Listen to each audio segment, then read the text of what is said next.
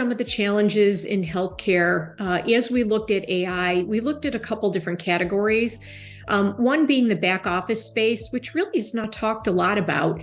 It's not glamorous, but it's that day-to-day routine activity that occurs in healthcare systems that requires a huge labor force to do simple things like get a bill out the door. So we take a look at the HR management. We take a look at that whole back office kind of portfolio and really some of the opportunities that may lie in that space. The other more exciting area that you hear a lot of chatter about is really in the clinical area, and the academic side of healthcare is really starting to embrace what this could look like.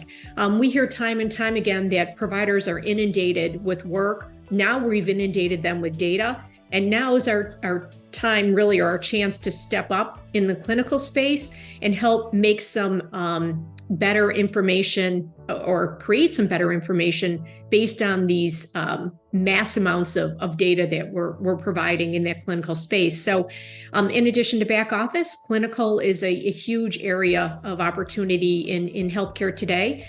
And lastly is research. Again, being part of an academic organization, our research partners are incredibly important to us, not only on the clinical side, but on the pure scientific research side.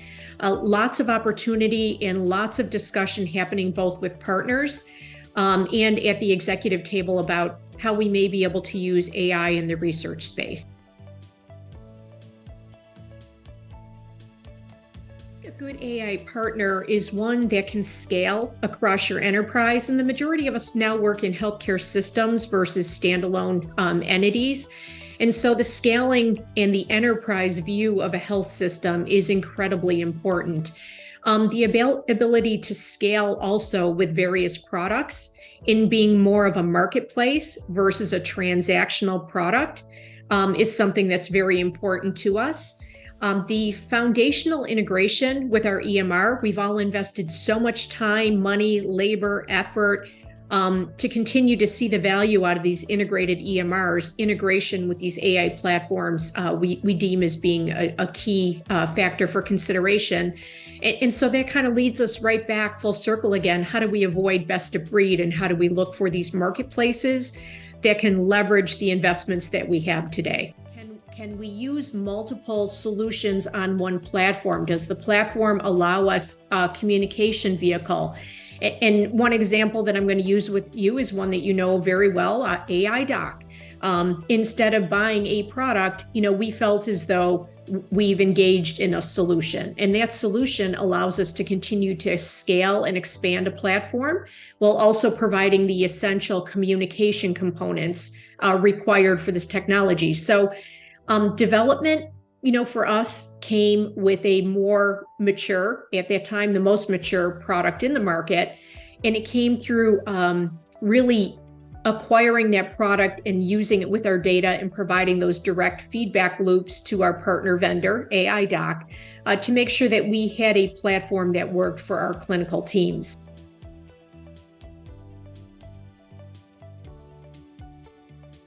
We overcome the challenges of dissenting voices with regard to AI. I think you have those open and transparent conversations, and you just get started. You just do it. And you do it through small incremental steps. And that's what we've seen over the course of the past couple of years. You address those concerns that need to be talked about, like privacy, security, ethics, the fear of replacing people, the fear of replacing clinical expertise.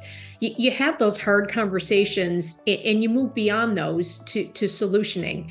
And that requires a lot of direct engagement, a lot of communications, and also providing feedback loops so people feel as though their concerns and their voices have been heard. You just get that conversation started.